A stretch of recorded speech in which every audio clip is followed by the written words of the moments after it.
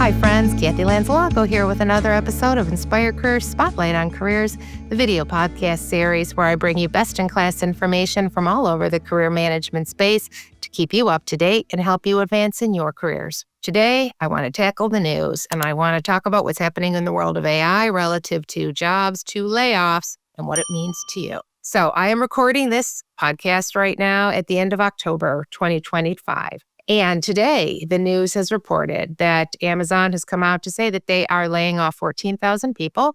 And because they are, and crystal clear, no bones about it, that they are replacing these people with AI. They are using AI to do the work that other people, human beings, were doing. And UPS has said that over the course of 2025, they have laid off 48,000 people. They have eliminated 48,000 jobs.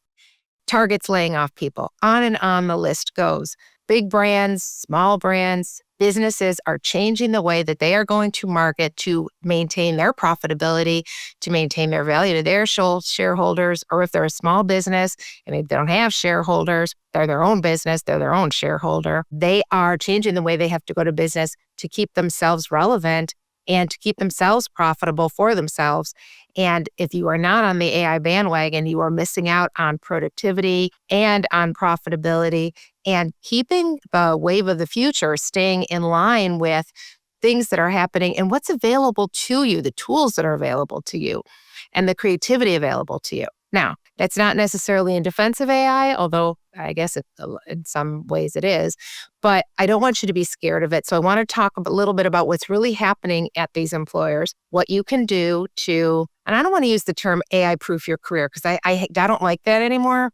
Instead, I want to talk about marketability and how that has changed over the course of even just this past year, how I'm talking differently to my clients. And so how I want to talk to you differently today. And I'm going to give you a list of 100% actionable things you can do right now, today, to change the course of your marketability over the next several years. So what's really happening, though? I think when we hear, oh my gosh, Amazon's laying off 14,000 people, we go, big, bad Amazon, you guys suck. And of course they are. Of course they're laying off all these people. Well, the reality is how many people have Amazon boxes sitting in their homes? And do you want the price of your Prime membership to go up? And do you not want your packages to come in 1 or 2 days? And on it goes. And if you're a worker there, do you not want to get paid your highest wages? So there's a lot of trickle-down effects that if you have these businesses and they have people working in them and they're not using technology, and that's what AI is a technology, it is a tool. And if you're not using it to the best advantage, that you are losing out on profitability and you are wasting your resources. So this is what companies are doing. We don't like the sound of it. It hurts us as human beings. It hurts us as workers. We feel that. I mean, it hurts our souls when we hear these kind of things. And it feels like that David and Goliath thing, big, bad Amazon, little us. And what are they doing to us? Of course, they're taking advantage of us. But it's really not that clean and it's not really that straightforward. So let's really think about what's happening because it happened with the internet. It happened with Microsoft Office. It happens every time a new tool comes out. It happened with robotics in the warehouses. It happens every day when new software comes out, all of these things. So what's really happening is, yes, is AI replacing people's jobs? Yes, but it's also making opportunity for new jobs. So thinking about that, jobs are coming into the marketplace that were never before. Think about the amount of computer programmers now, software developers that didn't exist 30 years ago, cybersecurity, all of these things that now people are making fabulous livings out of that did not have these jobs before. It's the same thing. I do think, though, in some ways, AI seems a little more frightening because it seems to be shrouded in a little more mystery. And I think the potential is scarier because we just don't know where it can end. And I think it's that unknown that scares us all so much. So I think that's part of it. But really what's happening is these employers are just reallocating human capital. Now, I'm not saying that people are not losing their jobs. Of course they are. And that's always a terrible thing. I've lost my job because of downsizing, trying to keep the business more profitable, cost reductions. We've all been there. right? So it's a terrible thing when it happens to anybody. But what these companies are doing is, on the other end, though, they are hiring people in artificial intelligence, data analysis, new strategy, AI, cybersecurity, all of these things. So a group of people are losing their jobs, other people are gaining employment. Now, can the same people do those other jobs? Maybe, but there's a whole lot of reskilling that's probably going to have to take place. Can you do that? Sure, you can. If you want to make that investment, to make that shift, you absolutely can do that. Most people may not want to do that. They're like, well, I've been doing this job for 15 years. I just want to continue to do it. Some people close to retirement, they're just wanting to get through to those last couple of years. A lot of reasons people don't want to do major upskilling to do these new jobs of the future. That's okay. So we're going to talk about how you can, though, still keep on your path, but try to remain more marketable so that as you continue to get, as these companies are shifting and AI is still replacing, I can say reallocating human capital, but let's face it, people are still losing their jobs. That how can you stay more marketable?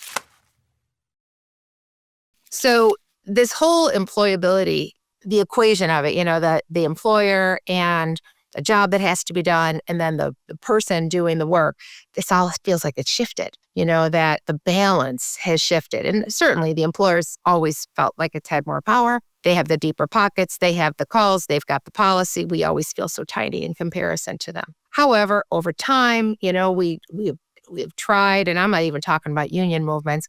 I'm just talking about us as individuals trying to upskill ourselves and trying to take the training that we can get and trying to try level that playing field a little bit more by utilizing the skills that we're given and trying to take that skills that we've gotten and take them to the next job, always growing ourselves and growing our skills and taking what we can and increasing our visibility and our own personal brand. All of these things we should be gaining from our job. But some of the things that we should also be thinking about is, what does this mean for me today? But what's it going to mean for that next job and the next job? Because the statistics are saying that the person will stay in a job now. Median time in a job is 3.9 years. That's what the Bureau of Labor Statistics has recently said. 3.9 years. Now, there's so much happening in the world of AI and cost containment, and we know the federal government making a lot of changes. I just talked to someone yesterday that was impacted by downward slide from this big, beautiful bill. That's not a political statement. It's just a fact. And then, of course, we've got government people out of work. All kinds of things are happening, right? So what can you do in terms of the overall skills? I'm not talking about how I'm going to give you this whole list of things you can do today, but in the bigger picture, what can you do when you're thinking about how can I remain more marketable in the bigger picture? Well, the first thing to do, everybody always says, learn AI. Yeah. Well, you know what? The reality is, frame that more as tech literacy, right? Technology literate. And you can think about that in a lot of different ways. And what I'd like you to think that about is, you don't have to become a data scientist. You don't have to embrace it 100%. You don't have to become the AI expert. But what you do have to be able to do is talk about it intelligently, and you can't be scared about it anymore. So those days are over. If you want to remain marketable, as you're in your job now and as you're going into that next job, don't be that person that is the one person that doesn't know how to use ChatGPT. Well, I don't trust it. I won't use it. Don't be that person that doesn't understand that there's the names of even a couple of these different tools you can use. But you say, oh, I've never heard this, this, and this.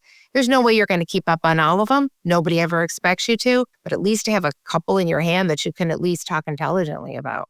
So not only just a few that we all tend to use, to whether you're using it to get a recipe online or you're using it to try to figure out what color paint to use in your room. There's a lot of different things we do with this stuff at home, but also think about what's with your industry and your field.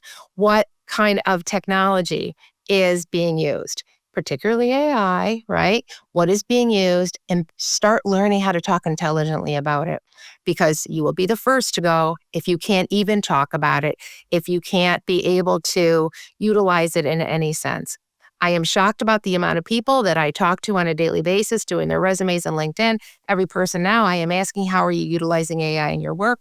People are getting better. I mean, I'm hearing more and more that they are, but I'm shocked about the people that aren't using it at all.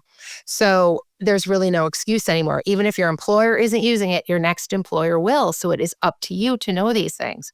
So just being tech literate about this, yes, your daily softwares, but now AI has to come into that mix. So what's happening out there? That's up to you to know. Not going to take time to talk about all of those today, but that's part of what you need to know.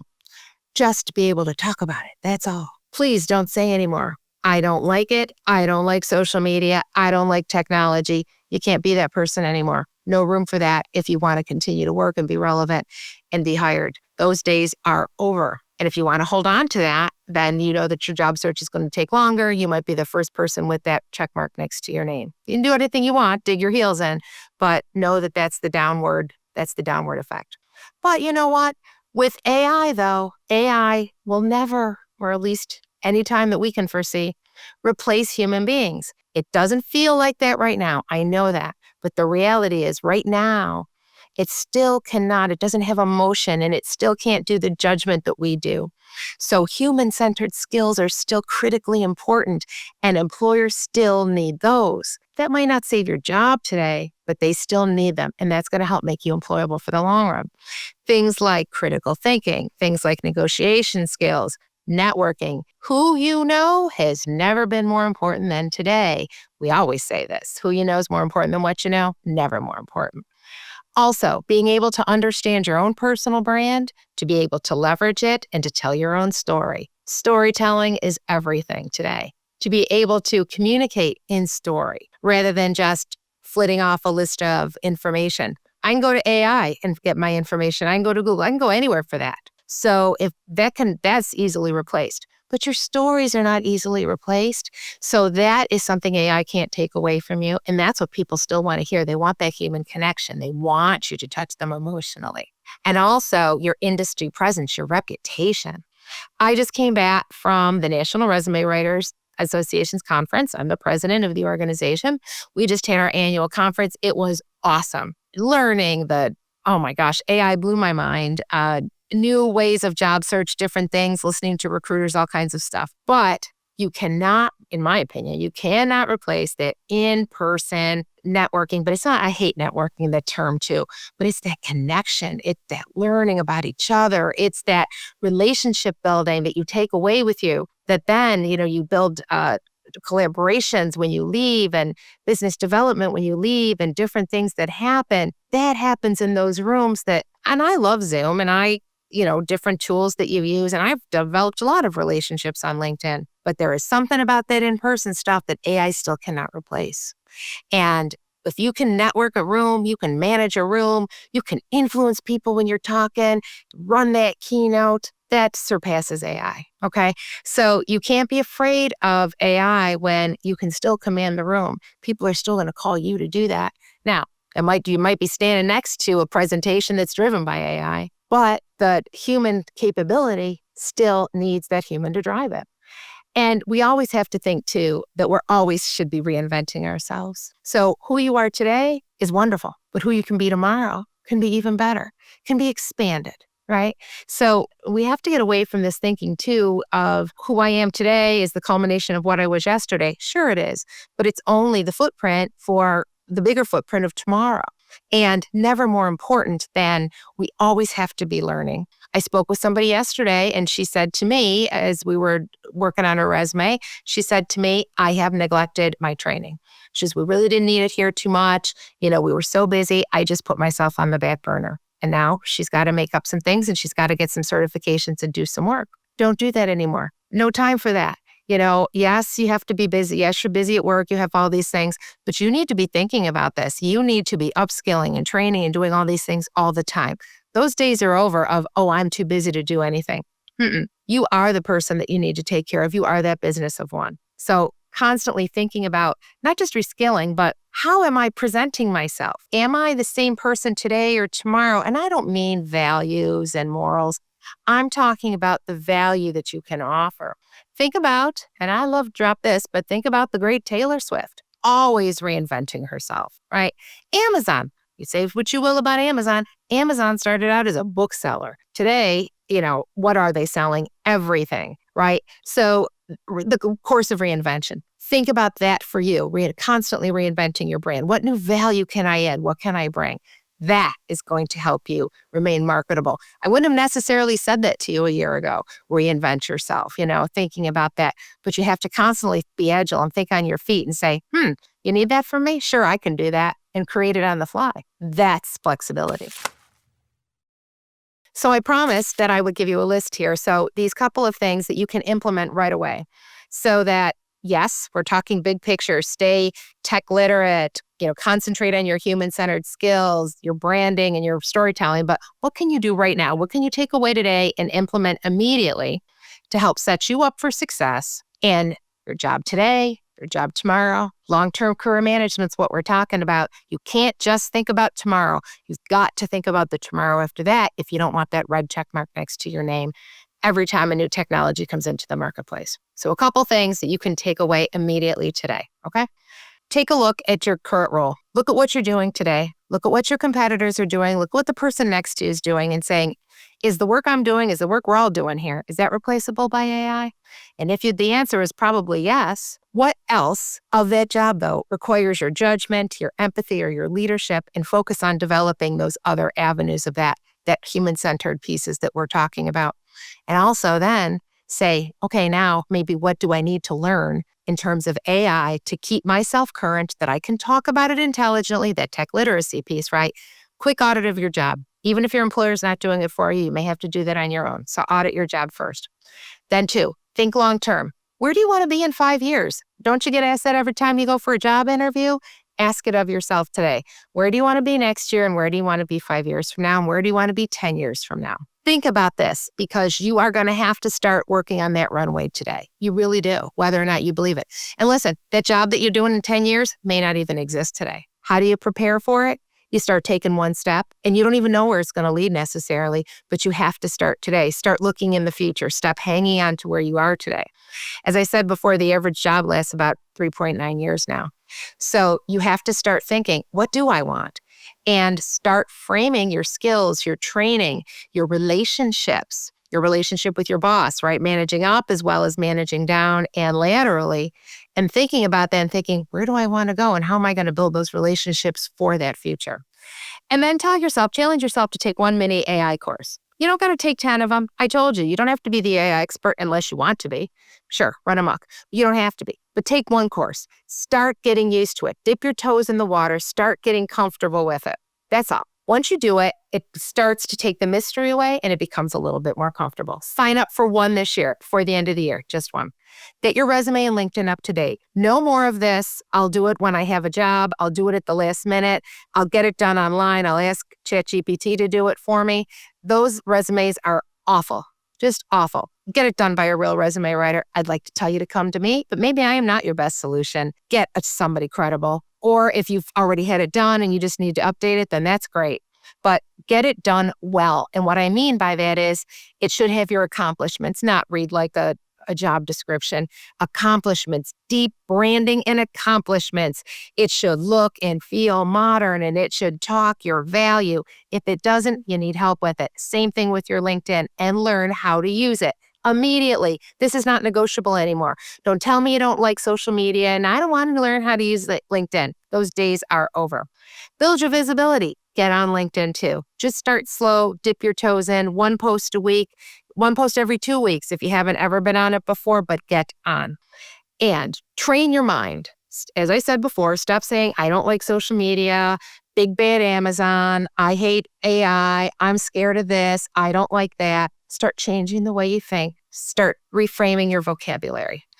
We are going to get held back if we keep talking to ourselves that way. We're going to continue to scare ourselves. We're going to send out that energy, and we are going to continue to think small. That's what AI is. It's unlimited creativity. We have to embrace that as well. So stop talking to yourself like that and stop keeping yourself in that box. The other thing is put yourself first. Get that training. Ask for that opportunity. Ask for that project. Ask for that day off if you need it for your mental health. Put yourself first for a change.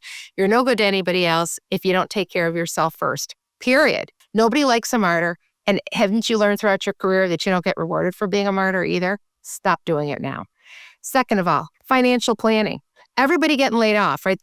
the government is still shut down. I don't know by the time you're watching this that the government's still shut down, but as I'm recording this, it's day 37 or something of the shutdown. Those people now are not getting paychecks, and people are on the television complaining, and rightly so, that they can't pay their bills and all these terrible things.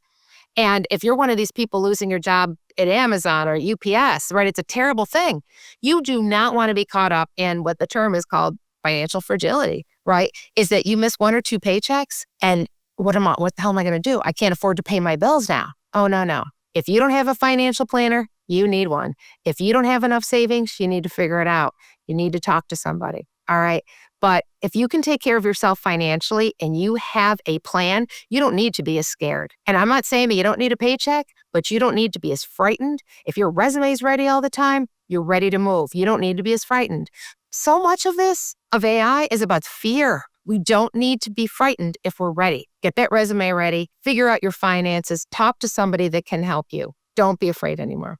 And then the last thing I'm going to say is remember that you are not in this alone and that there are people that can help, because there is a lot of statistics out there that are talking about the wave of helplessness and hopelessness that people are feeling because of AI, because of what's happening in the presidential administration, whether or not you're on whatever side. That's not the point. The point is people are scared. The government shut down. There's a lot to process. Take care of yourself. Get support if you need it. AI can be scary. Losing your job can be terrible. I have been there. I reinvented myself, but it was a process and it was scary. And even some days today, it's still tough.